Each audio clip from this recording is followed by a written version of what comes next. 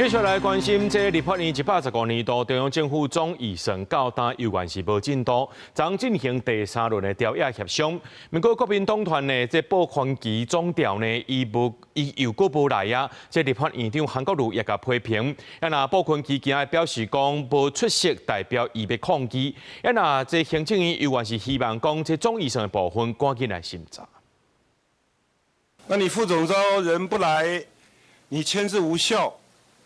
那是慈禧太后垂簾聽政策。你現在通知副總召，他有3個選擇：一，本人來，這沒話講；二，不來，授權給書記長；三，辭掉總召嘛。115年度中央政府總預算案調野第3輪協商，也無會議開始，國民黨團總調保寬期人無來，也無授權予黨團書記長林派祥。立法院長韓國瑜正罕見的受氣大聲罵，予伊賣保寬期11案佇 FB 發清理長文講，韓院長辛苦了，方法可能無同，角色也無同，也毋過目標同款，傷掉國會尊嚴。我想這件事很簡單，家和萬事興，無聲勝有聲。韓院長，您真的辛苦了，國民黨要團結。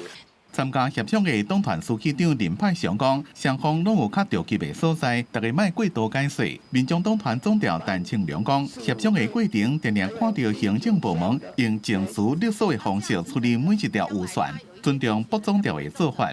副總召或許有他個人的一個為黨團來爭取的一個做法，我們尊重。兩邊都是有自己的怎麼講急迫的點吧。我們很清楚知道這個會期沒有剩下幾天，那有很多案子需要過，那這些每一個案子都跟所有全中華民國國民息息相關。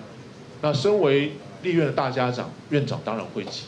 行政院感謝韓國瑜院長主持調野協商，希望調野做伙努力，趕緊完成2026年度中央政府總預算審查，莫讓今年度總預算、明年度總預算加今年度追加預算互相影響。而為了國家整體的發展，為了照顧國民的需求，還有為了推動地方建設，行政院不樂見這3本預算呢形成共辦效應。民進黨團尊重韓國瑜院長的職權。強調，這馬上重要的是總預算當時一檔審查線，對保寬期無來，講是為了兩性抗議。泛粉認為，這種講法是唔受說服力，和有智慧的選民來決定。